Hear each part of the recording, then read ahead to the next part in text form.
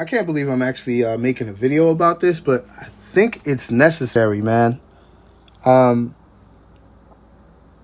I've been seeing a lot of moving of the goalposts when it comes to the word snitch, snitching. Not even just the word snitch, but just the element of snitching. Like, I'm starting to see it get changed. And I'm like, wait a minute. Why is it changing now? Why is it changing now? We'll get into that later. But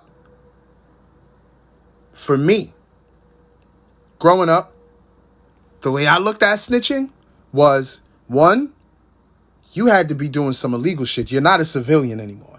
You made the conscious choice that, you know what, I got to do what I got to do, and it's going to be against the law.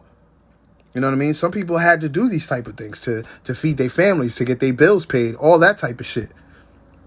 You know? It's crazy. You know what I mean? That's what I looked at snitching as. You know what I mean? I looked at snitching as, oh, you snitched on your man because you wanted to get out of trouble or shorter sentence or whatever it may be. You know what I'm saying? That's how I looked at it. Matter of fact, let me see if I can find the definition of snitching or snitch on like the Urban Dictionary first, right? Because as much as I hate the word urban, I don't know who created that site. It could have been a freaking white person. I might have to do my research on that. Come back with that. Come back with a video on that. But like, I know they got, there we go, snitching, Urban Dictionary, right? Let's see their definition. See? Snitching is when you tell on someone to get yourself out of trouble, all right? That's when you are in concert with the people you're telling. You know what I mean? I don't mean performing a song here or there. I'm talking about out there, say, selling drugs, shooting niggas. What else is there? You know, just doing stupid shit, putting hits out on people. You know, just a regular criminal activity. And you get caught up. You know what I mean? You snitched on your partner to get a reduced sentence or hopefully do more criminal informant work. See, criminal informant is the proper terminology for the action of, not the action, but the noun snitch. But in being an informer or an informant, that's when people say, oh, you snitching. You a snitch. You know what I'm saying? But now, let's go to like the official definition of, not official definition of snitch, because snitching is slang. You know, being a snitch is slang. You know, it's like tattletale or, you know what I mean? But the proper word is informant, right? You go look at paperwork, and for those of you who are savvy enough to get to that information, because I know a lot of people just talk on the internet. You know what I mean? A lot of people just run their mouth on the internet because they have the platform. But now, what I want to do is do this shit the right way. I want to get this information out the right way. You know what I mean? Because this, to me, it's important. Because I'm starting to see the goalposts move. So I'm like, you know what? Let me do the proper breakdown of what a snitch is. You know what I mean? The proper term for the snitch that I'm referencing is a criminal informant or a confidential human source. Now we're really, really getting into this shit. Confidential human source or criminal informant is, I guess, the proper terminology to use. A criminal informant is a person who provides privileged information about a person or an organization to an agency. The term is usually used within the enforcement world, right? The term is usually commonly used in politics, industry, entertainment, and academia. Let's see what else I can find on criminal informants. In the United States, a confidential informant, or CI, is any individual who provides useful and credible information to the Justice Law Enforcement Agency, JLEA, regarding felonious criminal activities, and from whom the JLEA expects or intends to obtain additional useful and credible information regarding such activities in the future. Notice what I'm saying. Notice what I just read. It's identical. You are not a snitch if you are a civilian reporting a crime. If you are a civilian reporting a crime, it's your civic duty to do so. Right? So if a regular, for example, because I heard some crazy shit not too long ago. Right? I know someone, an associate that has units for rent, right? And he had rented it out to his homie, right? Of course, the homie fell behind on rent after a while, maybe didn't even pay anything. So the associate of mine that owned the unit, he was like, yo, brother, I need the rent or you gotta go. And I guess he was either not being responsive or he kept promises and lied. The associate that owned the unit called the police on the, tenant that was his homeboy to get him out. So when this took place, when this went down, what happened was the friend, I guess the ex-homie, the ex-friend, started calling him a snitch. And I'm like, wait, what? No, motherfucker, you try to stay in his apartment for free. You try to stay in his unit for free. That's not how this works. You were paying rent perfectly fine before all of a sudden you just stopped. I don't know if you went through something or if you needed help. It's your man. You probably could have talked to him and told him, hey, what's good? And I'm sure that he's privy to what you do, right? So it's like maybe you were getting money and you just wasn't trying to pay rent. I don't know. I'm not privy to that situation. All I know that he was going around calling my associate a snitch. And it didn't make sense. Now, I know that my associate's boy partakes in illegal activity, but he didn't get arrested upon his eviction, right?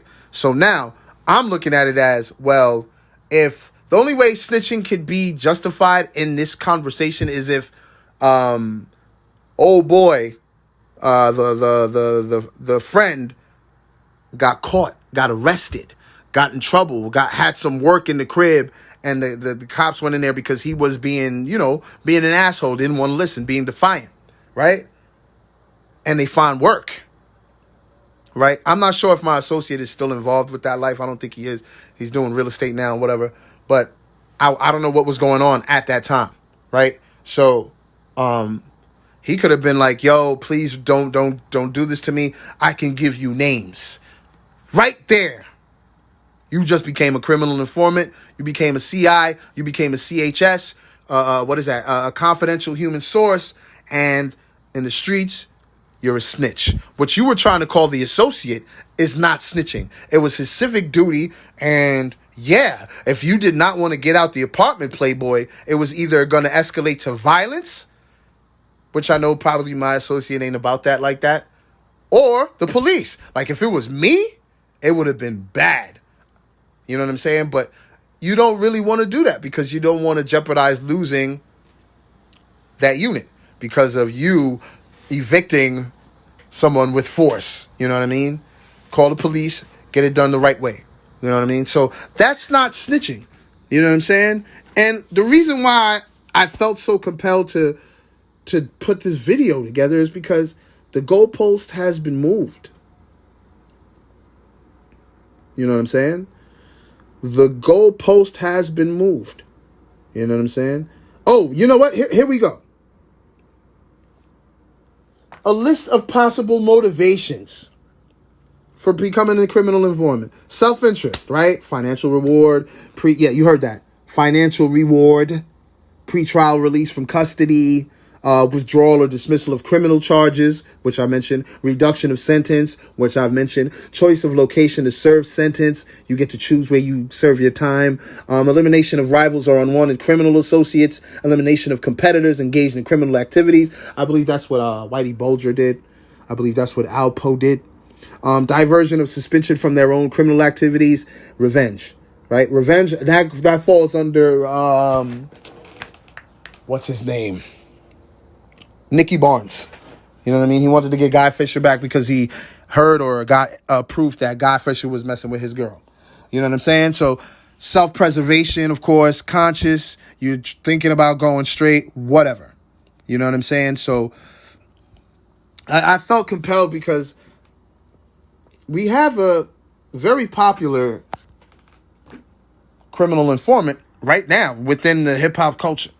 Unfortunately, it's within the hip-hop culture because a lot of people give him the time of day. You know what I mean? And in this day and age, it's kind of hard to block people off because it's easy to have your own platform. You know what I'm saying? It's easy to get your own platform. But like, let's talk about some famous individuals before I get to this individual, because I believe this individual is on this list, right? George Orwell, author of Orwell's List, was a famous criminal informant.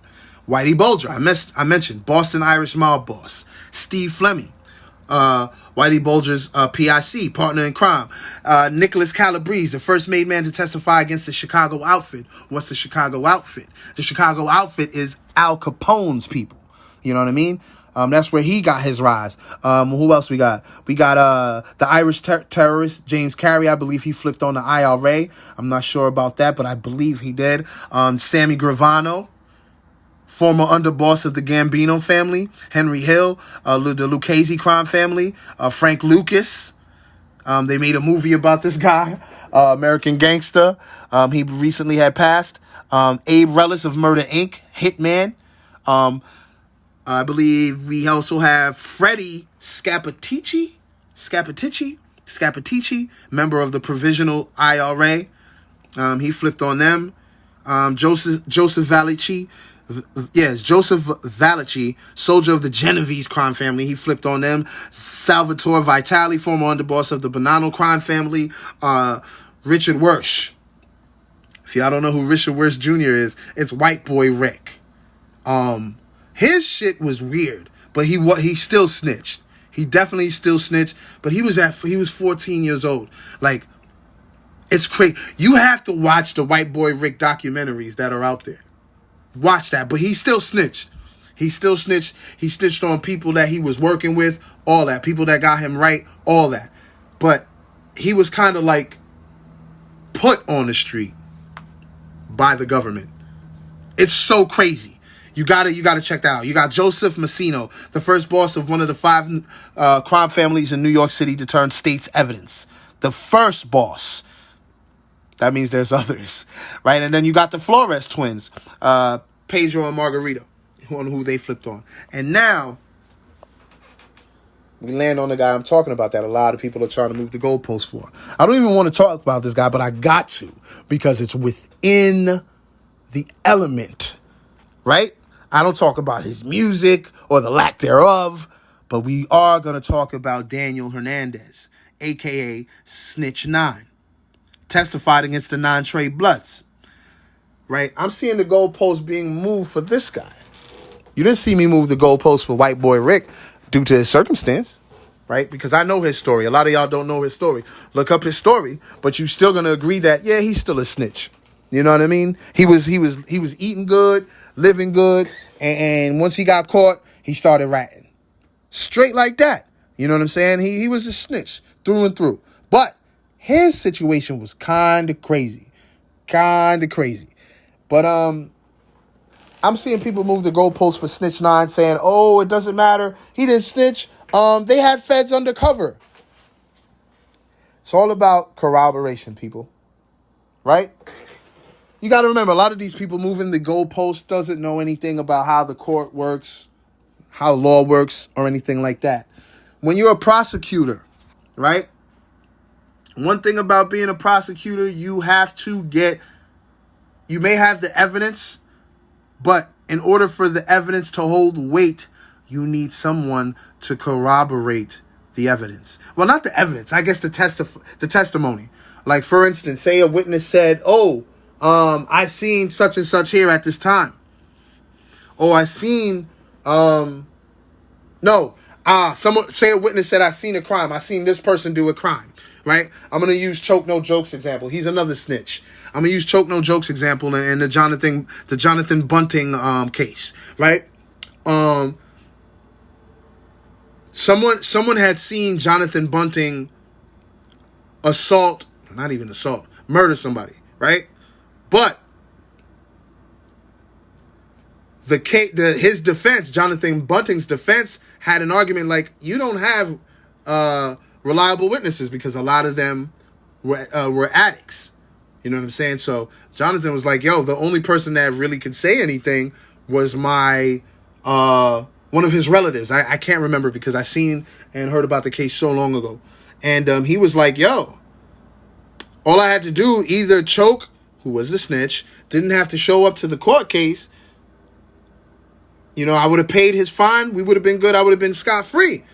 But Choke's stupid ass went into the court and corroborated the fiend's story. His stupid ass went in there and said, yeah, I drove the car that he was in. And yeah, I seen him chase somebody and run down the alley. Bang! Corroborated the story. Snitch. You know what I mean? But this is the thing. Tekashi not only did he corroborate the story, he started snitching on things they didn't even want him to snitch about. It's crazy. You know what I mean? People are like, oh, get the paperwork, get the paperwork. When you hear people talk like that, saying, oh, get the paperwork, get the paperwork, get the paperwork, no, it's a sealed indictment. And you're not going to be able to get the paperwork right away. But the thing about a sealed indictment, it always gets unsealed after a particular amount of time. And then it becomes public information and it becomes something you could access. So, me knowing the case, me knowing a few people that were inside the courtroom, I knew he was running his mouth. He was telling on everybody. I mean, he even said that Cardi B was in the 9 trades when everybody knows Cardi B's not 9 trade. I'm not going to say what Cardi B is because I'm not getting down like that. But if you know, you know. But Cardi B isn't 9 trade. So why is he running his mouth about Cardi B? It's crazy, man. Please do your homework. Do your due diligence, man. Stop moving the goalposts for this weirdo Daniel Hernandez, man. He's a fucking rat. He helped the feds. They put the man in witness protection. If he's not a freaking snitch, why'd they put him in witness protection? Huh? If he didn't snitch, why'd they put him in witness protection? Are y'all that slow? Man, listen, man. I'm not even going to get myself worked up out of this. This is an 18-minute video. I believe I did this way too long, man. But thank y'all. If you're brand new to this, please like the video. Subscribe to the channel. Turn on the post notifications because we're just getting started on this YouTube channel, man. I'm inspired. I'm ready to start blogging. Continue to support me, man. The like button is free. Help me get on these algorithms, all right? I'm out of here, man. Peace.